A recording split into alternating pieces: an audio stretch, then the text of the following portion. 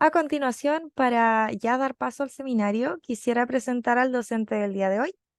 El expositor que impartirá la presente sesión es Gilberto Gómez, psicólogo general de la Universidad del Golfo de México, magíster en psicoterapia breve sistémica, Centro de Crecimiento Personal y Familiar en Monterrey, diplomados en sexología clínica y pareja por el Instituto Salamanca, Miami, y en psicoterapia breve sistémica avanzada y en hipnosis ericksoniana, CCPF. ¿Mm? Sin nada más que agregar, le damos el paso a Gilberto para que inicie la exposición del día de hoy.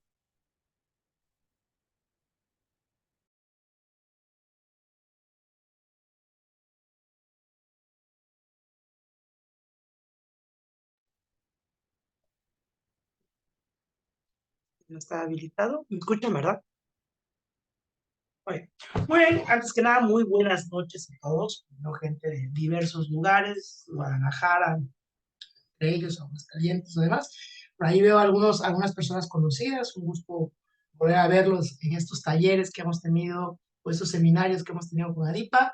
Y igual por ahí, no sé, veo personas que a lo mejor no sé si conozco, además por los nombres y tal, o no voy a ser que sea ese colega chileno importante, o sí, es una colega alemana, a lo mejor y no son, ¿no? Pues tienen el nombre similar. Vamos a hablar precisamente de tipos de preguntas, ¿ah? ¿Y por qué elegí este nombre del seminario? Eso es importante. Precisamente hace un momento Trini nos hablaba del curso taller que se va a dar a finales de noviembre. ¿Y de dónde nace esta idea esencial? Algo que vi como terapeuta, como formador de terapeutas, como docente universitario de especialidades y otros demás cursos o demás que doy, es que veía colegas que tenían una excelente calidad, creatividad, pero sentía yo que se llegaban a perder en algún momento dentro de cómo iniciar a dar un proceso de terapia. Conocían excelsamente, increíblemente los conceptos de la terapia se tienen soluciones, de la terapia de resolución de conflictos del MRI, del modelo estratégico de Haley, del modelo estructural de Minuchin, y era increíble, ¿no? Cómo conocían los diversos conceptos y demás y lo podían emparejar. Pero ya a la hora de un proceso terapéutico, muchas veces se nos deja a los terapeutas a la suerte, ¿no? Incluso en otras formaciones o en otros modelos de terapia, es casi se nos da a entender como yo ya te enseñé la parte teórica, ahora tú forma esa manera de trabajar. El problema es que solamente un grupo de psicólogos en formación van a poder aislar y tener una noción de cómo trabajar, a lo mejor teniendo la teoría y ellos armando su proceso de terapia, pero muchos nos vamos a perder en el camino. Yo podría decir, incluso a título personal, que mucho de lo que soy como psicoterapeuta hoy, digo que realmente he cumplido mi sueño, vivir de la terapia, ¿no? O sea, doy clases de vez en cuando, hago peritajes de vez en cuando, pero vivo solamente de la terapia. Y antes daba yo muchas clases y tenía alguna que otra consulta, ¿no? Porque pues no daba para eso. Hoy es al revés, y puedo decir, yo no aspiro a mucho más que a lo mejor esa parte, porque es algo que a mí me ha encantado. Pero yo puedo decir a título personal que el que a mí se me formara el aprendiendo estructuras de entrevistas terapéuticas. No estamos hablando de una estructura clínica convencional de simplemente obtener información, de cómo te llamas, de no sé, cómo dar a lo mejor de principio a fin un proceso terapéutico. Eh, Me ayudó mucho a poder tener uno la confianza como terapeuta, ¿vale? A que mis clientes no se fueran, a que generaran una adherencia al tratamiento y a generar resultados. Ya han pasado muchos años de eso y hoy podría decir, hoy ya quito y pongo, ya hay más confianza, pero al inicio de las formaciones terapéuticas creo que sí es importante que tengamos esto. Es como cuando enseñamos incluso, por ejemplo, ¿qué te gusta? Técnicas de ericksonianas, ¿no? Técnicas de hipnosis. sea, al principio es muy bueno que tú sigas una metodología que te indica ahí, a ver, respira, y cuenta hasta 5, y haz esto, y tú vas leyendo y te vas soltando y vas agarrando seguridad. Ya cuando pasa el tiempo, ya no requieres un papel, sino ya tú mismo con la información que tienes vas diseñando una manera de intervención para tu cliente, ¿no? Sin perder en que sea una cuestión ecléctica o desorganizada. Entonces, por eso la importancia de... Entonces, tenemos que tener como terapeutas el arte de preguntar, ¿vale? ¿Con qué intención preguntamos? Como terapeutas, creo que es esencial que todo lo que salga de nuestra sacrosanta boca o todo lo que no digamos tenga un porqué, que no sea para rellenar o que no sea para porque no tenemos nada que decir, sino que esa parte cuesta trabajo, porque muchas veces nos queremos pasar rápido a la técnica, y la técnica sabemos que por sí sola, los diversos estudios que hay sobre psicoterapia demuestran que la técnica por sí sola no va a generar el cambio terapéutico que tanto esperamos, ¿no? Entonces, la importancia de esto, del arte de preguntar. He conocido psicoterapeutas grandes, psicoterapeutas ciegos, que están parapléjicos, pero nunca he conocido un psicoterapeuta que no pueda hablar, porque es nuestra herramienta principal, ¿no? Entonces, esta capacidad de cómo hablamos, cómo le damos sentido a las cosas, cómo organizamos la información con nuestros clientes, a que no seamos visto como simplemente un pañuelo de lágrimas, sino que realmente, porque pañuelo de lágrimas puede ser cualquiera, ¿ah? El amigo, el familiar, el sacerdote, pero hablar de dar, reorganizar eso, creo que me gusta mucho esta imagen que luego encontramos mucho en redes sociales de una persona a lo mejor triste, con un montón de hilos todos enredados y el psicólogo tejiendo, ¿no? Creo que sí se acerca mucho esa imagen a lo que hace el psicoterapeuta, pero para que se acerque a ese reorganizar las ideas, requerimos tener ciertos conceptos que nos permitan eso. Decía Virginia Satir, la familia es la familia. Que nosotros la veamos con ojos sistémicos es diferente, pero la familia es la familia. ¿Y qué quería dar a entender Satir con esto?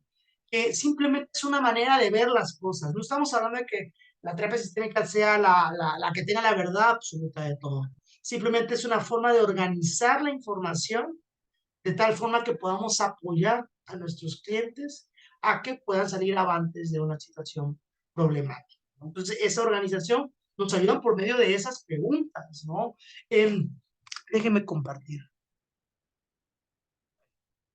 Entonces, explicamos ese puntito. De igual manera, algo a aclarar o que mencionábamos hace en los talleres que he tenido, seminarios, los que puedan tener encendido su cámara, mucho mejor, ¿vale? Para que yo tenga esa, por lo menos esta parte de sentir que estoy siendo escuchado, ¿vale? Yo, de todas maneras, yo sé que Trini me hace segunda y si todos apagan su cámara, Trini me va a aplaudir, pero el simple hecho de saber que estoy siendo escuchado, no sé, que Adriana ya sonrió tantito, es, sí, estoy siendo escuchado, tienen que entenderme que yo soy yo incluso no daba ni consultas en línea antes, la pandemia me hizo dar consultas, me costó un montón aprender incluso por ejemplo, si ahorita si no está Trini y yo quisiera hacer equipos, no sé ni cómo hacerlos. Entonces me costó mucho ese tema de la tecnología, de tener esta parte, ¿no? Era de talleres en presenciales, ¿no? Ya no puedo viajar tanto ahora, pero ahora tengo más dinero, porque antes me invitaban a Acapulco, a Monterrey y demás, y lo que me pagaban yo mismo me lo gastaba, ¿no? Entonces, ahorita ya no, ahorita me invitan de manera virtual y ya no me gasto nada, entonces, pero, ni modo, una por otra, ¿no?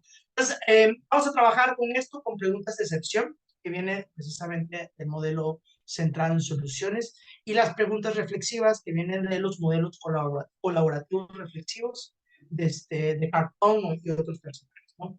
Iremos viendo un poquito sobre esto. Entonces, la importancia del preguntar, no del interrogar, porque si nos basamos a un libro muy viejo de técnicas de entrevista e interrogatorio, escapó ahorita el nombre del autor, pero un libro muy viejito que yo enseñaba en su tiempo cuando daba clases de criminología a los criminólogos, a los estudiantes de criminología, Y me acuerdo mucho de una definición muy sencilla, ¿no?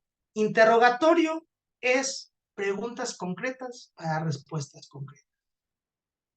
Y entrevista es entrever del francés, decía, ¿no? Es esta charla, esta comunicación constante, este feedback que hay, es una entrevista.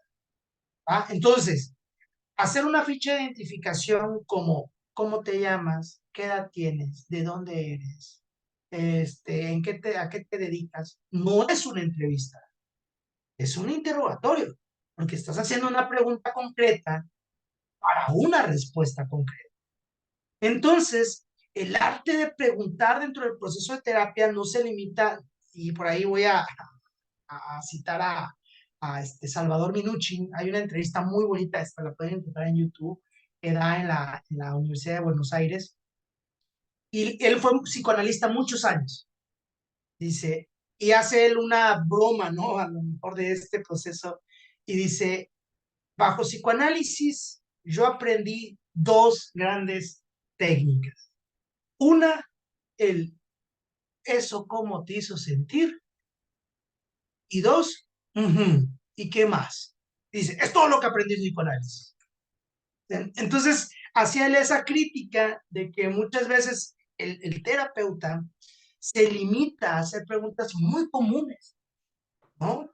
Tan es así, y por eso quiero iniciar con esa parte, lo platicaba yo en uno de los seminarios que he dado ahorita, una familia que a mí me marcó mucho, yo me formé en psicoterapia casi saliendo, en psicoterapia sistémica, casi saliendo de la carrera, para mí era súper normal hacer este tipo de preguntas y demás, todo el rollo, ¿no? Y resulta que en una ocasión atiendo a una familia con un niño con diagnóstico de TDA, que lamentablemente esa familia había pasado por más o menos 7 a 9 psicólogos, y aparte especialistas en neuropsicología, en psiquiatría y demás. Muchos lamentablemente habían hecho comentarios hirientes o mal pensados, como ahí una vez un médico le dijo a la familia, señora, señor, no aspira a que su hijo vaya a tener una carrera porque no va a poder, no puede aprender bien. Entonces imagínense esos comentarios desalentadores, ¿no? Pero dentro de los psicólogos, curiosamente los psicólogos habían hecho durante todo ese tiempo, durante todos esos años de llevar a terapia al niño, casi las mismas preguntas. Era un niño que sufrió mucho esta parte del TDA porque incluso las mamás o papás de las escuelas buscaban como que correrlo, no lo invitaban a los cumpleaños, por toda esta cuestión, ¿no? Entonces, por fin, esta familia encuentra una escuela que más o menos buscaba ayudar al niño, que su psicóloga de la escuela tenía ese compromiso, pero le decía, ¿sabes qué? Pues yo soy psicóloga educativa, yo te voy a referir de todas maneras como psicólogo o psicoterapeuta, ¿no? Y cuando la señora le escucha eso, va y se lo comenta al marido. Y el marido da el grito en el cielo, ¿otra vez con psicólogos? Si nunca nos han ayudado, si nunca no sé qué, porque esa es la imagen que luego tiene la gente de nosotros.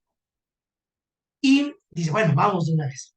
Y mencionan ellos que venían en su carro, en su auto, recordando todas las preguntas que los psicólogos le habían hecho, porque eran las mismas. Si fue un hijo no deseado, cuánto pesó, a qué edad no sé, empezó a hablar, a qué edad empezó a caminar. Eso no es una entrevista, eso creamos que es un interrogatorio. Entonces venían con esa concepción de que ir a terapia era solamente platicar exactamente. ¿Ah? Entonces, ¿qué pasó? Posteriormente a eso, y esto lo platico porque esa familia los he invitado, yo de vez en cuando estoy en congresos o talleres, invito a mis clientes que ya estuvieron en algún proceso terapéutico, nos platiquen un poquito sobre su experiencia en la terapia, ¿no? Yo no me he dado cuenta de esto, ¿no? De la magnitud que tienen nuestras preguntas, porque a mí me hizo mucho sentido lo que dijo la señora, ¿no? Porque empecé preguntando esto, ¿no? Empecé preguntando virtudes de su hijo, virtudes de ellos como familia, como padres. Empecé preguntando cuándo no ocurre el problema, que son las excepciones, que ahorita vamos a hablar de ellas, ¿no? Y prácticamente les derrumbé a ellos el estereotipo que tenían del psicoterapeuta o del psicólogo. Ellos ya venían con las respuestas preprogramadas. Ya venían con la idea de ahorita nos va a preguntar cuánto pesó, ahorita nos va a preguntar no sé qué, ahorita esto. Y que el psicólogo lo primero que fue preguntarle cuáles son las virtudes de este niño. Y porque mi método lo dice, y sí entiendo el por qué trabajamos de esta manera, pero a lo que quiero ir con esto es, no entendía hasta dónde era el impacto que tenía en la familia. Y recuerdo que a esa familia los invité tenía por aquí yo un diplomado de terapia infantil, adolescentes, y vino ya ni siquiera era un niño, era un adolescente ya cuando vinieron, y la mamá cuando estaba contando esto se puso a llorar, de felicidad, dice, yo a mi hijo siempre lo vi, y aunque suene feo y estaba su hijo, siempre lo vi en el fondo como un problema, porque así se me hizo ver. Y empezó a decir los comentarios que ya les decía hace rato: señora, su hijo no va a aspirar a una carrera, olvídese que su hijo va a ser ingeniero médico, incluso por ahí hasta un pediatra o psiquiatra le dijo, ¿sabe qué? Hay que cuidar ciertas cosas porque se puede volver un delincuente, o sea, cosas terribles, ¿no? O sea, que tú dices, en verdad ocurre eso, es un mal chiste. Yo les invito, y yo creo que el hecho de que estén aquí habla bien de ustedes, que están actualizándose, pero si ustedes preguntan a sus clientes si han tenido otro proceso terapéutico y qué les gustó o qué no les gustó, lamentablemente nos vamos a encontrar con una realidad terrible. En verdad, cosas que tú dices, en verdad esa persona, los que estamos aquí en México, en verdad le dieron una cédula de psicólogo, en verdad le dieron una cédula de psicoterapia. O sea, te quedas de que cree uno que es una vil broma. O si le preguntan a sus familiares si han estado en terapia o a sus amigos, van a encontrar lamentablemente comentarios como, no, entramos y salimos peor de lo que llegamos, ¿no? Entonces, la importancia de hacernos responsable de nuestras palabras, del por qué lo hacemos de cierta manera. Entonces, esta señora se pone a llorar de esta situación, pero de felicidad, de, de que incluso hacia ella, cuando yo preguntaba a su hijo y a su esposo qué virtudes veían en ella, y que su hijo respondiera cosas como, es la persona que me ha acompañado en cada problema, ¿no? Y que su esposo respondiera cosas. Entonces, a lo que voy con la importancia que hay de saber preguntar, del arte de preguntar. Entonces, todo ese tipo de situaciones lo pongo en énfasis para que hablemos un poquito de centrarnos a esto, ¿no? A centrarnos a que nuestra chamba como terapeutas es ayudar a nuestros clientes a generar habilidades que le ayuden a enfrentar su problema. No a dar una impresión diagnóstica, lo podemos usar, sí, pero parece el meme de Thanos, ¿no? El de cuando estás desapareciendo, parece que los psicólogos son, ya te di tu diagnóstico, tu trastorno es trastorno distímico, adiós. Y ya creemos que ya hicimos nuestro trabajo como terapeutas. Y no, el trabajo va apenas empezando, ¿no? Ok, entonces hablábamos un poquito de las excepciones. Bueno, las excepciones, por ahí, Adriana, ¿me apoyas por favor con lectura?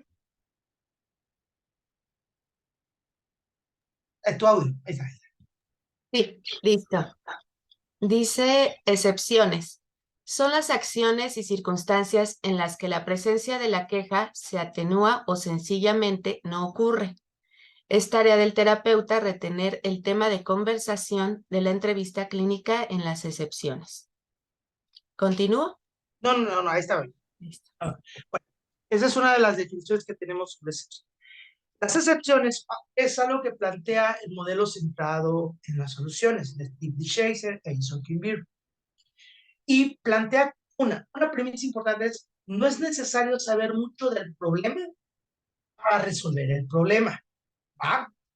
Esto cuesta trabajo. Yo sé que aquí ya vemos, creo que casi, ¿cuántas personas? Estamos 100 personas casi.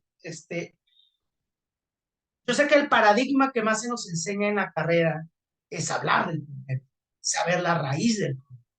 Un paradigma que viene mucho del psicoanálisis, ¿no? Y puede ser que en su momento haya sido útil.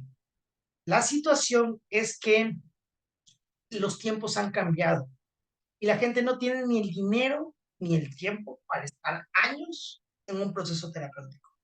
o estás yendo a terapia 2 veces a la semana, ni nada de eso, ¿no? Entonces, hoy, incluso si revisamos los apartados de la Asociación de Psicología Americana, sobre el apartado de terapia basada en evidencia, en el punto 2, habla de que las terapias tienen que ser breves. Y no habla de la terapia breve sistémica, habla en general de las terapias.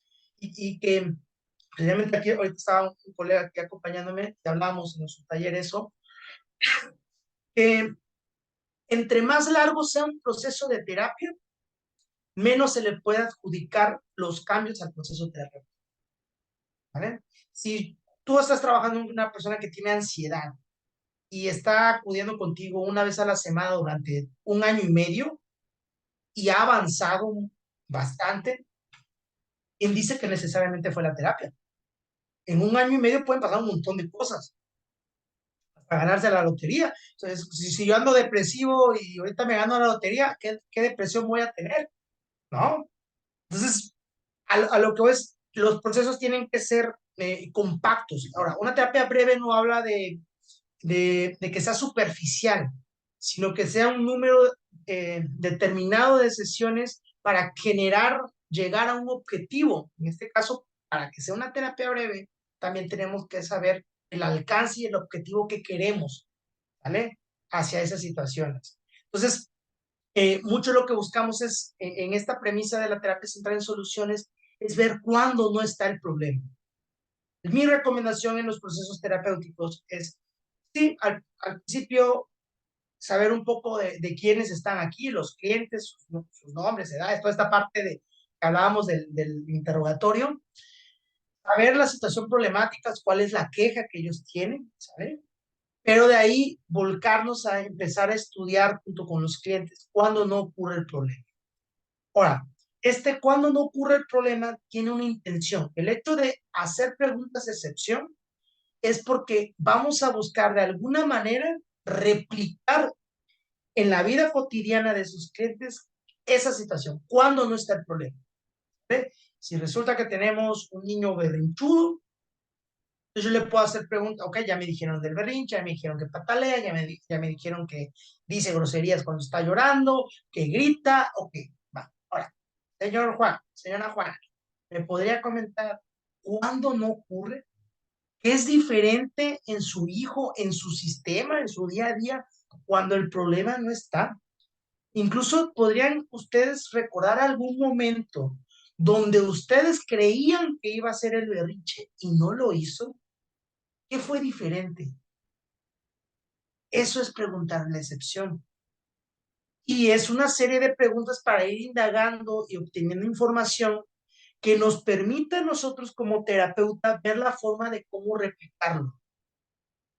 Y resulta que la señora nos dice, sí es cierto, tal día le dije que se pusiera a hacer tarea y no se puso a llorar.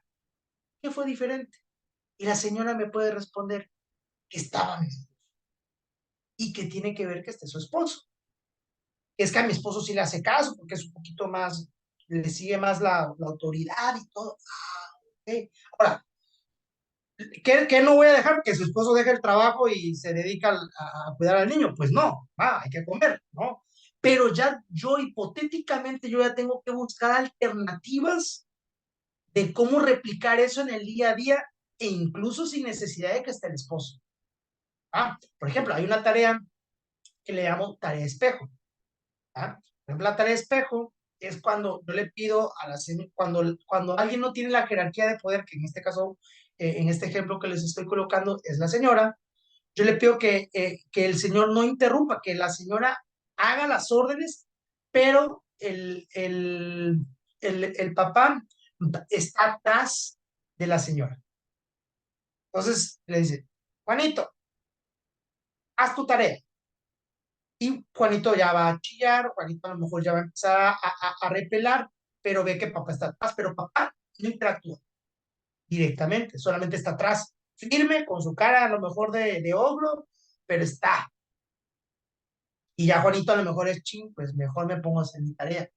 Y así, y le digo, quiero que incluso que exagere, o sea, Juanito, ayúdame para tirar la basura. y papá tiene que estar atrás. La intención es que Juanito empiece a asociar también a mamá como una autoridad. Esa es una.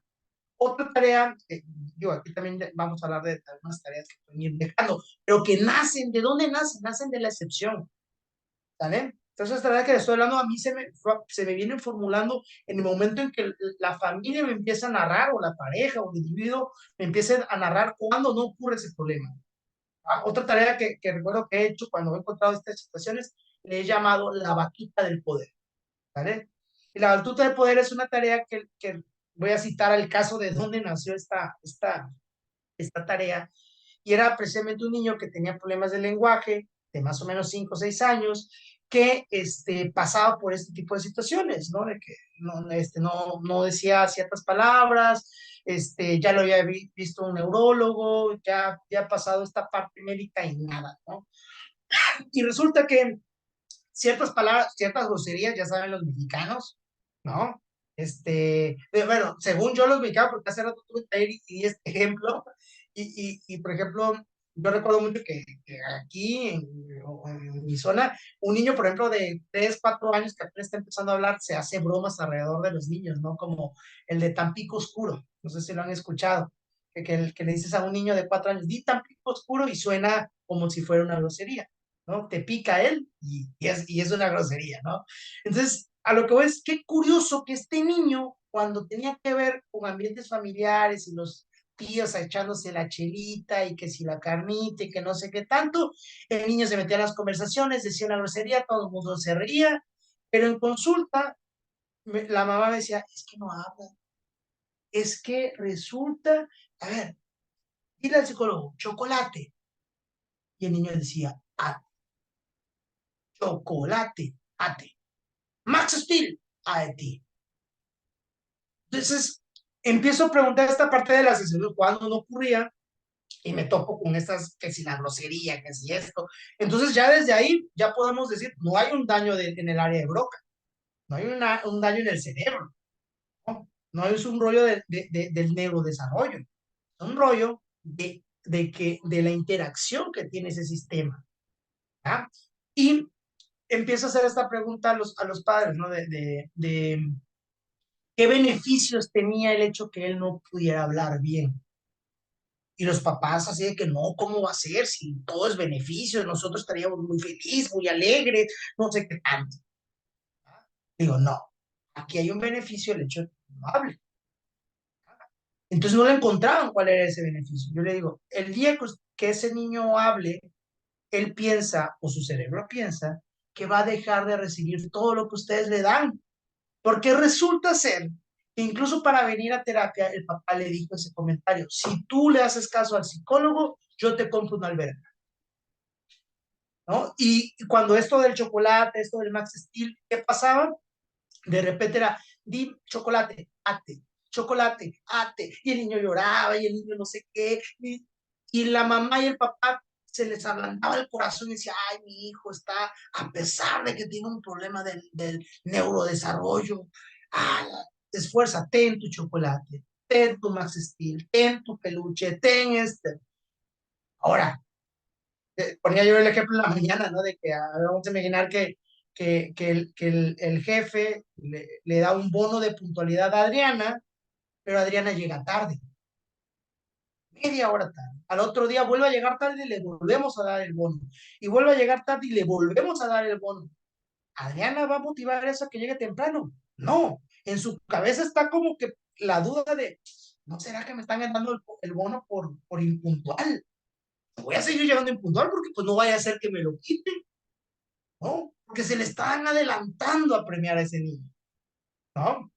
Entonces, empiezo a ver la estructura, qué pasaba, y si hablamos un poquito de terapia familiar, del modelo estructural de Minucci, pues notamos que la jerarquía estaba más guiada al papá, que a mamá casi no le hacían caso, que era hasta cierto punto una relación machista en la parte de que, por ejemplo, el señor era trailero y ellos no podían salir sin que diera un permiso, ¿no? De que podemos salir al parque, los niños quieren ir al parque. O sea, papá tenía que dar autorización. Ahora, por estrategia no te puedes pelear en ese momento. Primero, genera ciertos cambios sutiles, ya luego cuando empiecen a ver los cambios, ya le puedes decir a papá, señor, usted igual. Pero ¿qué hacen muchos psicólogos? Les dicen cosas evidentes, pero a veces lo que hacen los clientes se sienten indignados y ya no regresan al proceso terapéutico. Entonces hay que tener esa sutileza de cuidarla del tratamiento. Entonces a veces el psicólogo dice cosas muy reales, muy verdades increíbles, pero que no necesariamente son útiles en ese momento. Entonces, yo de ahí nace precisamente la batuta del poder. Yo le digo al señor, le voy a dejar una pequeña actividad. Yo sé que usted anda muy ocupado, que anda, de esto, su trabajo hotelero es muy difícil, pero necesitamos ayudar a su hijo. Entonces, vamos a hacer una tarea de ritual terapéutico. Le expliqué que es un ritual terapéutico, ¿no? Y le digo, quiero que entre todos adornen una pequeña vara, un pedazo de palo, lo que sea, y eso le vamos a llamar la batuta del poder. Y lo que quiero que haga usted es que antes de irse a sus viajes, ¿también? Usted le dé la batuta a su esposa y le diga, mi amor, mi vida, ya me voy, tengo que ir a trabajar, a trabajar por el pan. Nos vemos en unos días, porque ser trailero, pues ya sabemos que son viajes largos, ¿no? Nos vemos en unos días y por mientras tú tienes el poder frente a los niños. Y a ti te tienen que hacer caso. No me tienes que llamar para nada porque tú tienes el poder. Yo te estoy hablando a ti. Y los niños tenían que ver eso. ¿Y por qué esta sutileza? Porque no me iba a hacer, ciertamente dejé ejercicios que tienen que ver con el lenguaje y todo eso, pero ¿de qué me iba a servir? ¿Qué si el lápiz? ¿Qué si ciertas consonantes? ¿Qué si ciertas cosas? Si no siguen la autoridad de la mamá. Iba a ser una tarea desperdiciada. Entonces, ese reacomodo, ¿de dónde nació? De la excepción, de preguntar cuándo sí más o menos hace caso este niño. No, pues al que más o menos le hace caso es a mi esposo. ¿Y por qué? Porque mi esposo es ¿cómo dijo ella? De mecha corta, ¿no? Pues a él le hace caso. Entonces, este trabajo constante de ver las excepciones, no solamente, porque luego cuando se malenseña o cuando lo vemos de manera muy superficial, creemos que es solamente para hablar positivo y bonito. No, estas excepciones a mí como terapeuta, y insisto mucho en esto, me va a servir a moldear mis tareas, mis actividades, romper patrones de interacción problemáticos, generar patrones de interacción saludables, o sea, me va a ayudar, va a ser una pieza esencial de todo el proceso terapéutico. ¿Ah? Y cuando no preguntamos esto, pues podemos llegar a repetir o decir cosas o sugerir actividades o tareas que ya posiblemente ya hicieron. ¿Ah? Y por eso le digo, yo un ejercicio que les invito a hacer es preguntes a sus clientes, a sus familiares, a sus amigos que si han estado en otro proceso, y si algo les agradó, algo no les gustó, y se van a encontrar con cosas que a veces muy típicas. De manera general puedo decir esto, de que pues fui con el psicólogo tal o la psicóloga tal, y me dejó lo mismo que yo ya hacía, ¿para qué voy? ¿Ah? Entonces, esa parte de las excepciones nos ayudan a saber qué no replicar, qué sí hacer, de qué manera trabajar, ¿vale? Exacto, Leslie. Tiene que ver con saber vender las tareas. Eso es algo muy interesante, ¿no? La tarea tampoco tiene sentido si no sabemos venderla, generar un lenguaje junto con nuestros clientes. Es toda una chamba y es un arte el hecho de ser psicoterapeuta, pues hay que cobrarlo bien, ¿sabes? Pues hay que estarse formando de manera constante, ¿va? Adriana, sígueme ayudando, por favor. Voy a decir a Adriana para que se dé mi cámara. Ayuda a Trini, por favor, con su audio. Ya. Listo, ya está. Gracias. Dice, consiste, por lo tanto, en interesarse por los comportamientos que el cliente o su sistema hacen o hicieron en alguna ocasión y que logran resolver el problema, o al menos encaminar la situación hacia un abordaje más eficaz, y las situaciones en las que éste disminuye o desaparece. Muchas gracias. Entonces, vamos a anotar en qué momento desaparece esa situación. O vamos a anotar en qué momento tiende a disminuir. Ahora, dentro de las excepciones podemos tener diversos tipos de excepciones, pero también aquí vamos a dividir algo interesante. Puede haber excepciones de que ningún problema se va a presentar 24/7, ¿sale? Momentos donde no está, y ahí es expandir esos patrones, ¿sale? Hacer que esos patrones donde no ocurre ese problema, dícese ansiedad, berrinche, peleas de pareja, etc., ocurran más. Y las otras excepciones es cuando se supone que debería estar el problema, pero no ocurrió. ¿Vale? Aquí este niño debió haber chillado, llorado, pataleado y no lo hizo. Y es, ¿qué ocurrió diferente? ¿Ah? Pero también puede ser un rollo de pareja o demás. Ahora, nos podemos topar con información de que simplemente el cliente nos dice, sí sé que hay momentos donde mi hijo no hace berrinche, pero la neta, no sé qué pasa. Ya desde ahí ya tienes una tarea. ¿Ves? De aquí a la siguiente sesión, me gustaría que observe, anote, escriba, en audio, lo que sea, qué es diferente en esos momentos. Quiero que esté muy atento de aquí a la siguiente sesión, que lo vea, en situaciones donde su hijo debió haber hecho un berrinche y no lo hizo. Que fue diferente, que pasa diferente, ¿no? Entonces, de ahí nacen las excepciones, de ese trabajo. Ok.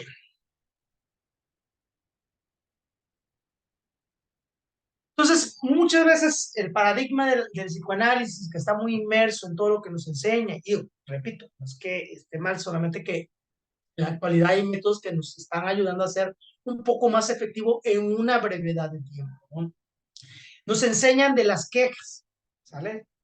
Nos enseñan a preguntar bajo la queja, cuál es el problema, cuál es tu motivo de consulta, dónde se originó tu problema y demás cosas que nos preguntan. Entonces, nosotros vamos a pasar de la queja a las excepciones. Mi pareja no quiere tener relaciones, ¿vale? A buscar la ocasión en las que sí tiene. ¿Qué es diferente? ¿Qué pasa de tu pareja? Ya me comentó, no, es que no quiere tener, seguro, tiene otra, seguro, ya no me quiere, seguro, ya no. Ok.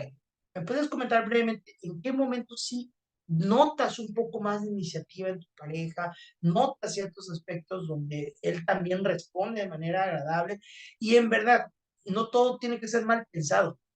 Pero nos hemos topado con cosas con que resulta que la persona tiene hipertensión, o que resulta que tiene un trabajo hiperdemandante, que lo que menos está pensando es en una erección. O sea, nos topamos con cosas que cambian mucho esa rutina a través de generar y ver excepciones. Mi padre se siente deprimido y no se levanta de la cama. Hay que explorar cuando el padre está un poquito más activo. Cuando estamos buscando que hay un cambio radical, es un poquito más activo donde está esa persona, donde a lo mejor se levanta sola, ocurre estas situaciones. Y a través de eso es qué lo motivó. Y nos topamos con cosas, por ahí los que ya son terapeutas notarán que a veces de repente, vinieron los nietos y el abuelito se paró, y el abuelito se puso a jugar. Ok, tampoco vamos a pintar una utopía de, ok, que los nietos se vengan a vivir aquí, porque eso no es la solución. Pero sí me tiene que ayudar a pensar cómo le hago para que ese nieto realmente genere pero ese abuelo genere ese más activo y no se me quede todo el tiempo en cama. ¿Ah? Entonces, las excepciones son aquellas conductas, percepciones, ideas y sentimientos que contrastan con la queja. ¿Ah? O sea, que cuando no ocurre esa situación, cuando es de manera diferente. Ahora, ustedes que, si tuvieran un niño que tiene temas de berrinche, no es la información, usted me va a decir qué se les ocurriría a ustedes. Si tuvieran un niño que tiene temas de berrinche, 5 años, ¿va? Patalea, se ha llegado a golpear, se ha lastimado con la mano, el rostro y demás, insultan, grita, una tormenta, perdón, una tormenta terrible el niño, ¿no? Porque los papás se separaron y tuvo un apego excesivo a mamá. Entonces el niño se desborda, llora, chilla, dice, maldice, de todo, ¿va? Cada vez que mamá se va al baño, cada vez que mamá se va a tirar la basura, cada vez que mamá ocurre esta situación. Eh, y resulta que empezamos a preguntar sobre excepciones. ¿Vale? Cuando este niño no hace berrinche. Y la respuesta simple es cuando está mamá. Cuando está su mamá, este niño no hace berrinche. No hay otra manera, o sea, porque incluso la mamá trabajaba colocando uñas y todo, y si la mamá se iba 2 horas a, a atender a su clienta y regresaba y se quedaba con los abuelitos, eran 2 horas que el niño, no todo el tiempo llorando, pero sí pataleando, enojando, insultando, es que tu abuelita eres una no sé qué, 5 años. Pero no, la única información que nos acaban de dar, ¿sale? Decepción es solamente no ocurre cuando está mamá. Yo estoy seguro que hay más excepciones. Ahora, con esa poquita información, ustedes como psicólogos, ¿qué harían? ¿Va? Voy a quitar la diapositiva y quiero ver en el chat qué harían ustedes. Los escriban ahí, incluso con este tipo de preguntas, el psicólogo puede ser, exacto, el psicólogo es una excepción, de hecho es un agente activo de cambio. ¿Qué harían con este caso? Mientras voy por mi celular y Trini, te voy a enviar un video, ¿va? Un enlace y en un momento que te diga me vas a apoyar con colocarlo, por favor. Déjame lo encuentro. Es actividad rápida, ¿eh? Anoten ahí, porfa, ¿qué harían? ¿Qué se les ocurre? Con esa poquita información, ¿qué se les ocurre a ustedes realizar? ¿Va?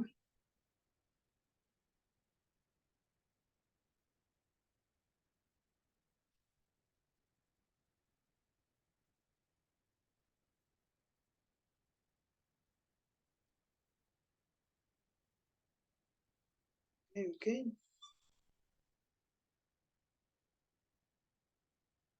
Ahí te lo envié, lo acabo de enviar a ti. Es de mi página de Facebook. Ahorita que te diga, yo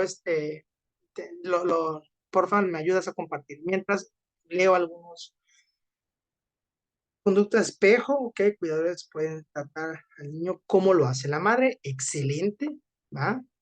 Buscaría en qué momento cede el llanto y cuando están los abuelos y en otros momentos otras personas pasan, ok. Se podría preguntar como excepción cuando la mamá está. Con que, por ejemplo, eso de que preguntar sobre si cuando la mamá está ocupada, con el simple hecho que la mamá esté en su campo de visión, el niño está tranquilo. Esa, si se pierde la mamá, ni siquiera necesitaba la mamá, para que vean el ruido del berrinche del niño.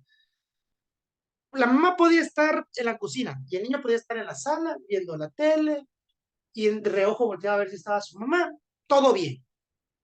Pero si a lo mejor la mamá se agachó por un traste, ni siquiera se estaba escondiendo, solamente se agachó y en ese momento él volteó a ver y no ve a su mamá, empezaba el llanto.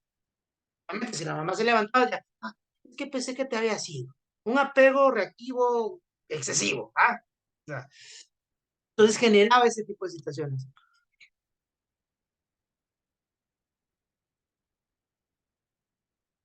No, Nadia, de hecho, les decía yo, bueno, por ahí cuál era el trato, si le dan algo, demás. No, la hipótesis principal que teníamos es que los padres se separan, entonces a raíz de ahí pasan algunas semanas y el niño empieza a tener este aspecto excesivo. Ya los papás saben, la terapia fue como un junio y los papás se habían separado como en abril. Abril, sí, más o menos, no llevaba mucho tiempo de separación.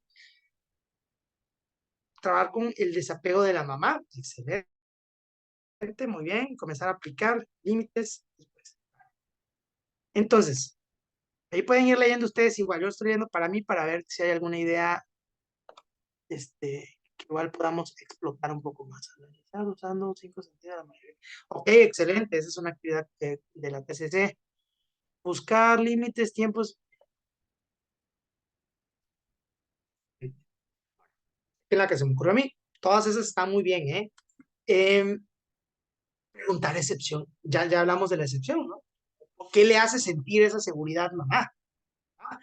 Vamos a escuchar al niño las tareas que les dejé. Es un videito de 5 minutitos. Antes de que lo ponga, Trini, les voy a explicar qué pasó. En promedio, a lo que la mamá mencionaba, los berrinches ocurrían prácticamente todos los días, o casi todos los días, 2 a 3 veces al día. Entonces ya se imaginarán los oídos de los abuelos y de la mamá. ¿Ah? Incluso al punto que la mamá tenía que ir al baño con la puerta abierta. ¿Qué más así con información?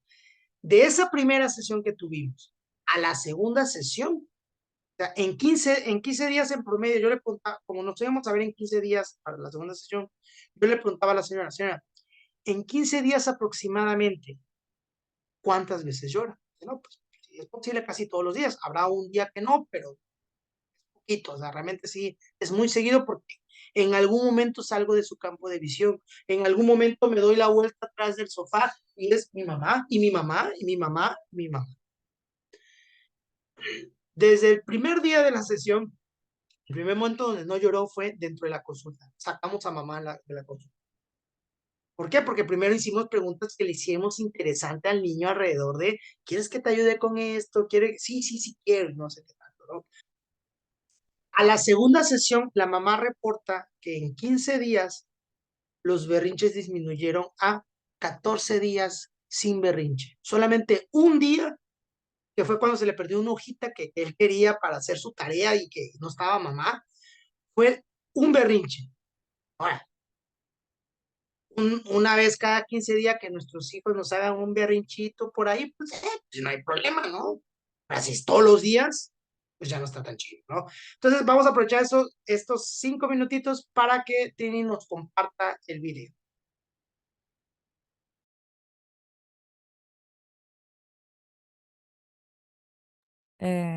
¿Ustedes me dicen? Ya, dale, yo al final ahorita explico. ¿Sí se escucha? No, ahí está.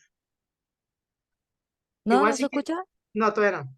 Y igual Ya. si gustas puedes abrir la pantalla para que. Ah, sí, sí, sí. Voy a volverlo a compartir para ver. Ahí está el detalle, compartir sonido. Ya está.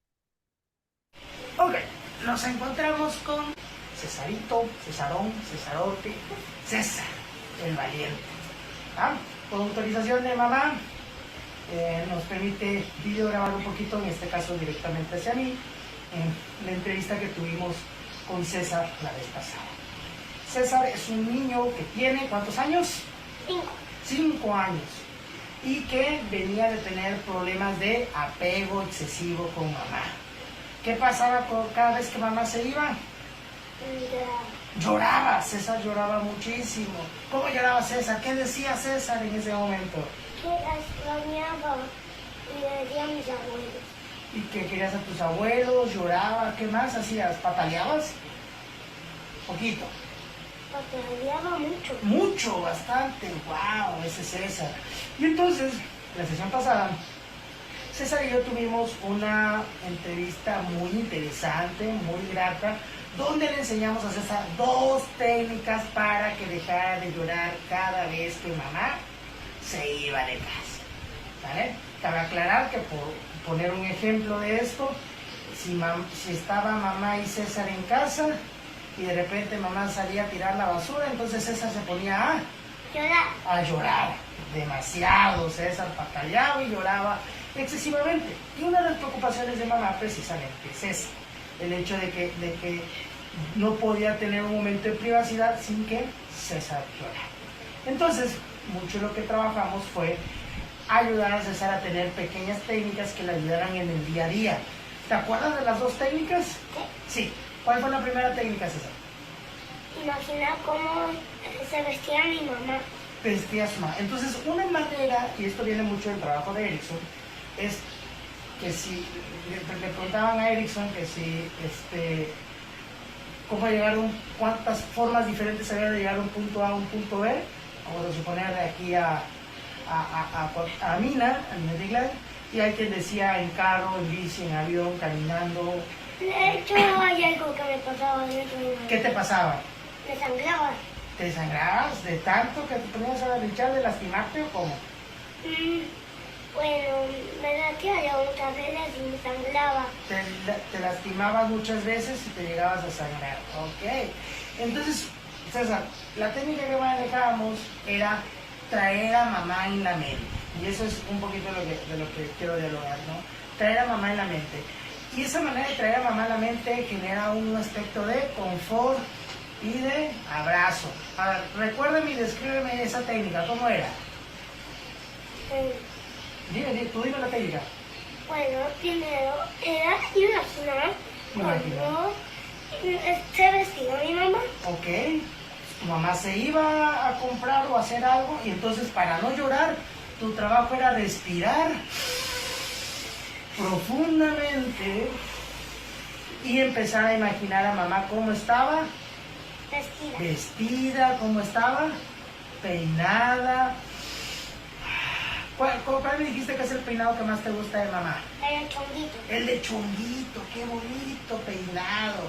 Entonces imaginabas a mamá con ese chonguito y te imaginabas que tu mamá te estaba abrazando y tú mismo te abrazabas y en lugar de chillar, César simplemente se sentía tranquilo. ¿Va? La segunda técnica, ¿cuál fue? A ver, recargarme de César Valiente. De César, recargarte del César Valiente.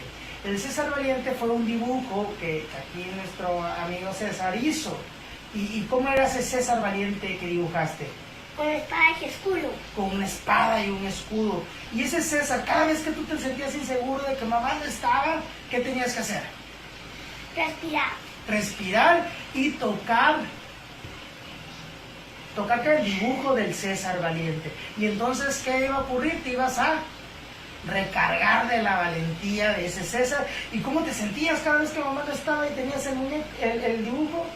Valiente. Valiente, te sentías muy valiente y eso es algo muy bonito.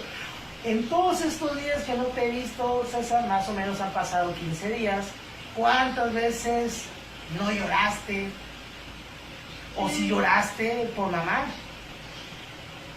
Porque no lloré. No lloraste, wow, en 15 días. Y antes de aprender estas dos técnicas, ¿cada cuánto llorabas? Porque mamá dice que muchas veces. Sí. Sí, eran muchas veces las que llorabas, ¿no? Y ahorita no lloró. ¿Por qué? Porque eres un César valiente. ¿Te gustó ser este niño valiente? ¿Te gusta este niño valiente? ¿Te quieres quedar con esta valentía? Sí. ¿Sí? ¿Te agradó? ¿Cómo te sentiste cuando mamá no estaba y tú aún así no estabas llorando?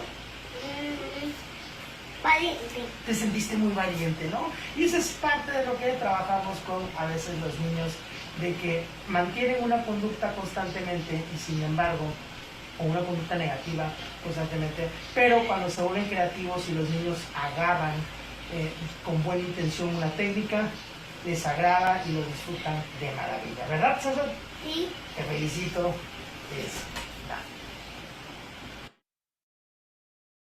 Ok, ahora la explico rápidamente la actividad. En total fueron, en total fueron 3 sesiones. La siguiente sesión la pusimos aproximadamente un mes después para ver que estos cambios se mantuvieran. Y listo, César ya no tuvo un tema de berrinches ni nada, y listo, se acabó la sesión. ¿No? Entonces, esa importancia y vuelvo al punto, ¿de dónde nace? De esa excepción, o sea, solamente es esta capacidad creativa que tiene que tener el terapeuta, de, ok, con esta poca información de, ok, no llora cuando está mamá, pero el problema es ese, que, ¿cómo le hago? ¿No? ¿Cómo le hago? Y precisamente en ese momento mi cabeza revolucionaba con esto que estaba yo explicando de Erickson, de que Erickson decía eso. Luego daba él talleres y les preguntaba a la gente, ¿no? A ver cómo llegar de tal lugar de Texas a tal lado. Entonces la gente empezaba con lo tradicional, ¿no? Pues en avión, pues en carro, pues en... Y ya cuando se iban acabando las ideas, la gente tenía que ser todavía más creativa, ¿no?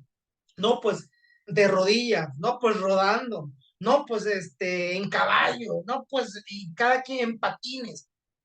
Y se iban acabando las ideas hasta que alguien respondía, puedo llegar ahí imaginando que estoy sin estar. Y de ahí nace para mí la idea de, ok, si lo que le da seguridad a César para que pueda realizar sus cosas en el día a día es mamá, pues vamos a traer a mamá sin que esté. Mamá también tiene una vida. Mamá no puede estar todo el tiempo ahí, ¿va? Y esto bonito, él mismo puso que el chonguito de mamá, que tal vestido de rosa, que tal cosa, y ok, y estábamos en eso desde la primera sesión, estaba aquí César, y ok, abraza ahora a tu mamá, abraza, ok, órale, muy bien, ¿cómo te sientes? No, seguro, me siento bien, me siento esto, ok, perfecto, oh, esta técnica te va a ayudar mucho, mi mamá estaba afuera, ¿eh? Sea, ni siquiera teníamos a la mamá aquí. Digo, ya te diste cuenta que no está tu mamá aquí. ¿Y cómo te sientes? Y te sientes muy seguro. Y sí, es cierto. Ah, y salió feliz a abrazar a mamá de que se estaba él ya generando esta parte, ¿no? Ahí ejercitarlo. Ese día que se reportó precisamente el único día de llanto fue porque perdió su dibujo del César Valiente.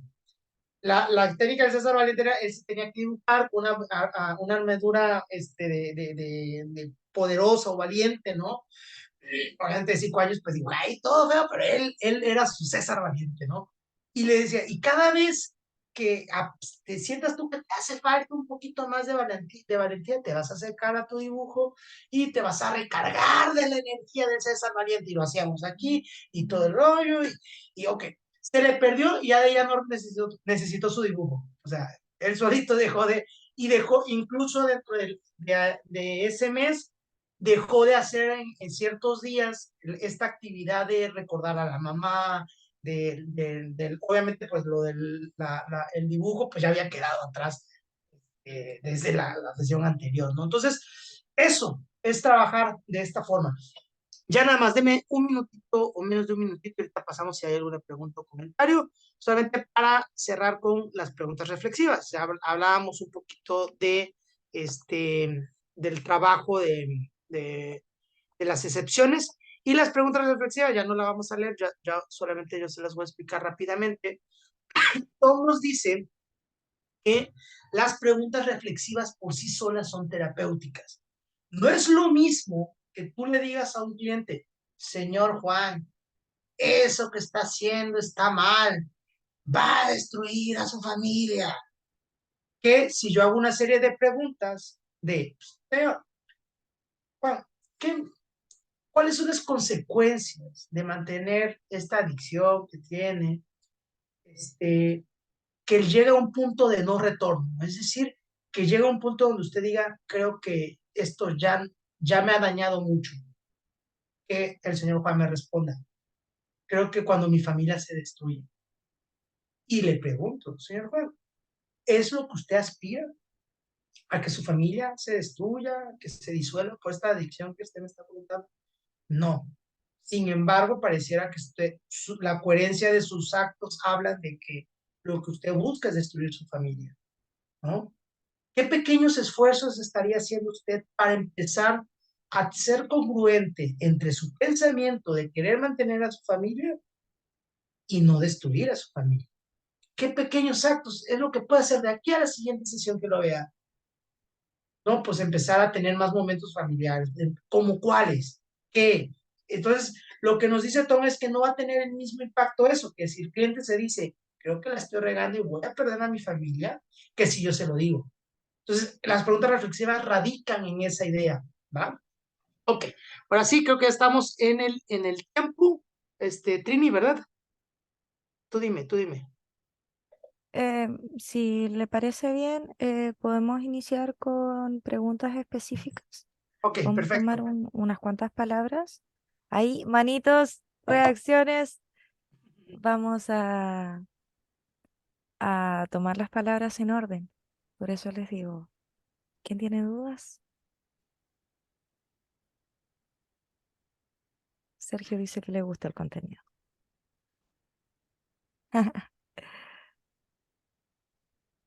¿Tenemos dudas?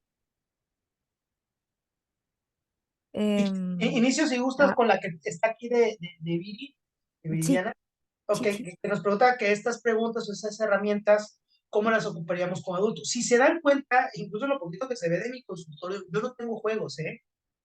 Yo no tengo arenero, yo no tengo eso. Ahora, no digo que no puedan jugar, son libres, cada quien con las herramientas, pero yo trabajo más con el lenguaje lúdico, ¿va? Las mismas preguntas que le puedo hacer a un adulto, solamente que en este caso con los niños, esto que vieron ustedes, esa es la imagen mía de wow, ¿qué hiciste? ¿Y cómo lo hiciste? Y los niños se interesan en esta parte, mi psicólogo, no me ven como el dentista, de que, ay, voy con un dentista, ¿no? Sino me ven como que quiero ir con mi psicólogo porque me agrada, ¿no? Entonces, lo mismo pasa con los adultos, las mismas preguntas, solamente a lo mejor con un poquito más de seriedad. La energía, pues, siento yo que pues, tiende a ser muy enérgico en cualquier contexto, ¿no? Tanto incluso ahorita dando clases, a lo mejor a alguno le cuesta trabajo seguirme la rapidez de mi voz porque me emociono mucho, ¿no? Entonces es como que algo muy nato en mí, ¿no? Pero el trabajo es el mismo, ¿no? O sea, si quiero hacer una pregunta de excepción en un tema de pareja, lo mismo, ¿no? Ya me comentaban que ustedes pelean comúnmente de esto, del tema del celo.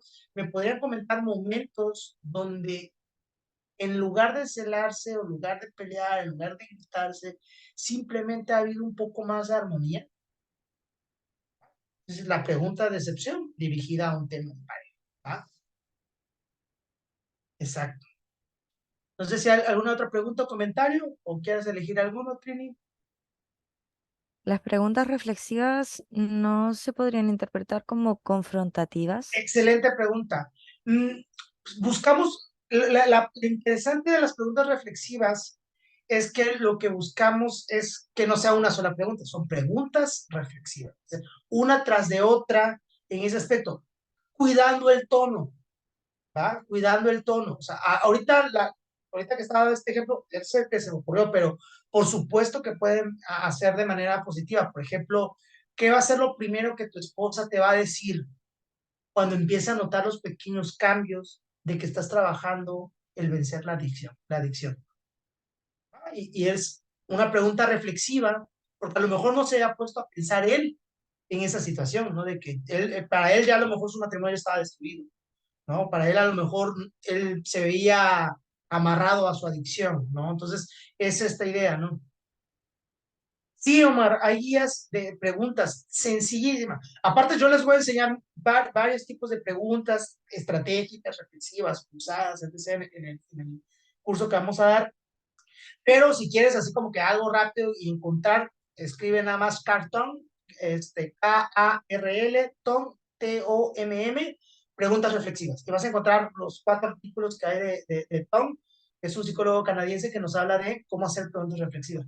Obviamente yo también se las voy a explicar en el seminario, yo les voy a enseñar otros formatos, o sea, e incluso dentro del seminario también les voy a enseñar cómo hacer su primer trance hipnótico, ¿no? De cómo trabajarlo, o sea, un formato de cómo hacer una entrevista con tres hipnóticos de la primera sesión y así la vamos a ir llevando, ¿va?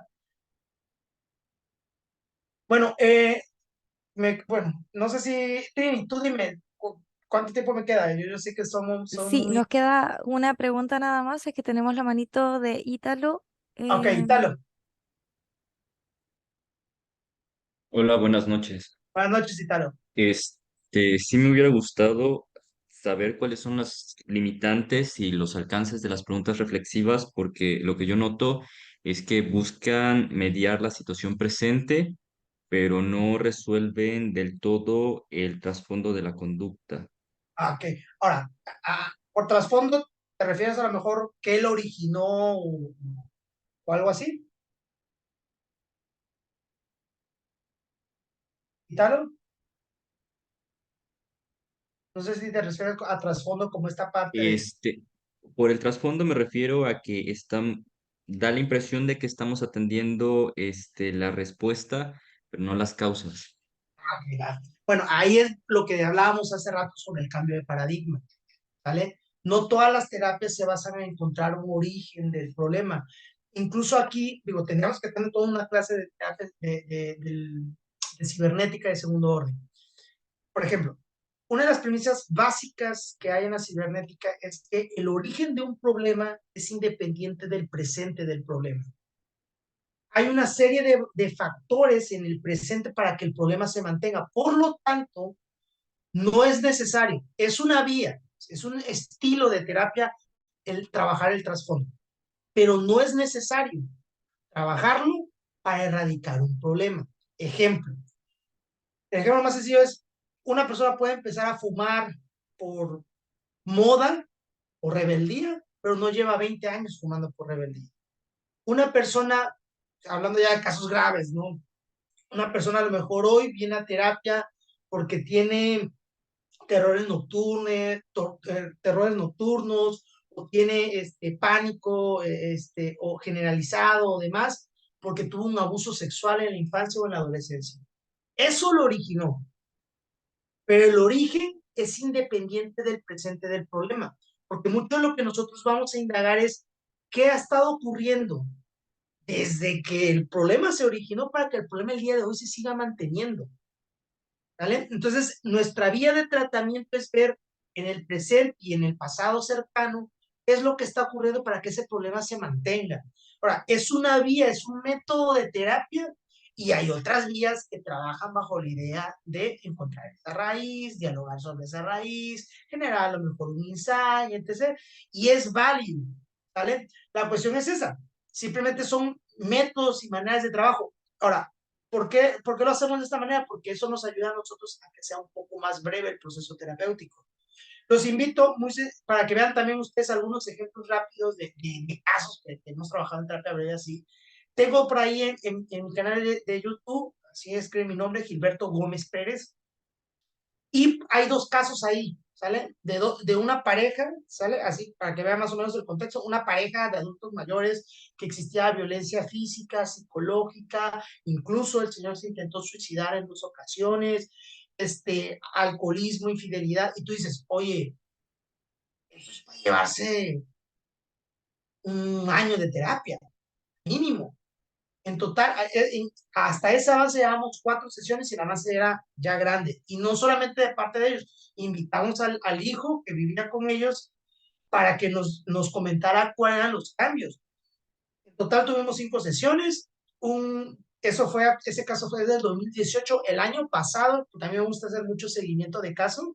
El año pasado los invité para un congreso que me invitaron a mí, y precisamente estábamos haciendo evaluación de casos, ¿no? Entonces los invité, les digo, ¿saben qué? Voy a tener este caso, me gustaría que ustedes nos platiquen cómo van hasta ahorita. Ya pasaron, pues, un buen rato, ¿no? Y cómo van avanzando. Y el otro caso es uno que publicamos este año, y es un caso de la separación de padres y el trabajo con un adolescente. O sea, cómo que no impacte de manera tan negativa esa situación, que pues ya se nos está volviendo medio rebelde el adolescente, con la mamá, con el papá. Entonces, es como que a grosso modo lo que les podría mencionar, ¿no? Para ir entendiendo estas metodologías de trabajo. Hay otras metodologías, por ejemplo, ahorita aquí está un colega que es de la terapia cognitivo-conductual, y él hace unos días entré a su taller, así nos invitamos, y él obviamente aplica pruebas, y platicaba ese día de las pruebas que él aplica, por ejemplo, para terapia de pareja, para esto. Yo no aplico pruebas. Ahora, su método de terapia genera resultados. Igual, ¿qué pelearnos? ¿No? Entonces, si mientras, yo digo mucho esto, mientras los métodos sean efectivos y ecológicos, y por ecológico es que generen un bien, ¿sabes? Si lo aplicas bien, y no generen un mal si lo aplicas mal. Hay métodos de terapia que dicen los clientes, es que entramos y salimos peor, salimos peleados, mi niño tiene las conductas más graves ahora, o sea. Entonces, mientras sea un método ecológico que tenga resultados, que se pueda adherir bien a los diversos tratamientos con las personas, que sea flexible, bienvenido sea. Mi trabajo ahorita es enseñarles un poquito sobre las preguntas que utilizamos en la terapia breve sistémica. Con eso cierro. Ya está. Queremos agradecer la participación entonces de cada uno de ustedes en el presente seminario, como también agradecer a Gilberto Gómez por la excelente exposición que ha dictado el día de hoy. A ver. Genial.